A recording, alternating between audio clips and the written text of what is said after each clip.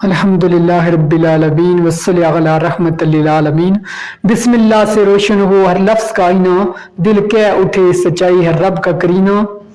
محترم ناظرین و سامعین، قربانی ایک مقدس اور عظیم عبادت ہے جس کی بنیاد محبت، اثار اور فرما برداری پر ہے۔ یہ وہ سنت ابراہیمی ہے جس سے امت محمدیہ صلی اللہ علیہ وسلم کو جاری رکھنے کا حکم دیا گیا۔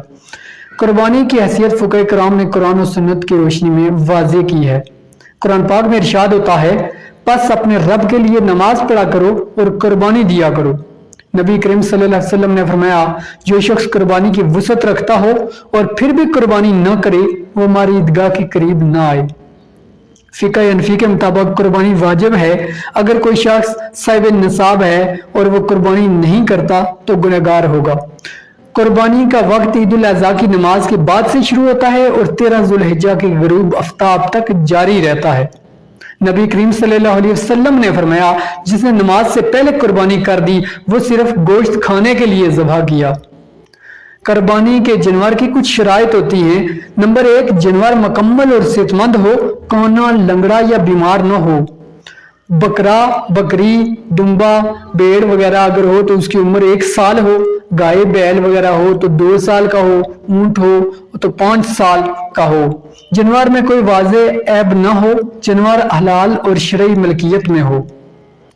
قربانی ہر اس مسلمان بالغ، عاقل اور مقیم شخص پر واجب ہے جو صاحب نصاب ہو، یعنی اس کے پاس 7.5 تولے سونا یا 52.5 تولے چاندی یا ان کی مقدار کے برابر رقم نقدی ہو یا ضرورت اصلیہ سے زائد مال سامان وغیرہ ہو، اور اس مال کی ملکیت قرض و ضرورت سے زائد ہو۔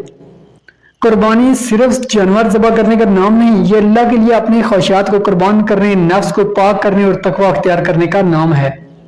اللہ تعالیٰ ارشاد فرماتا ہے، نہ ان جانوروں کا گوشت اللہ کو پہنچتا ہے نہ ان کا خون، بلکہ اللہ کو تمہارا تقوی پہنچتا ہے۔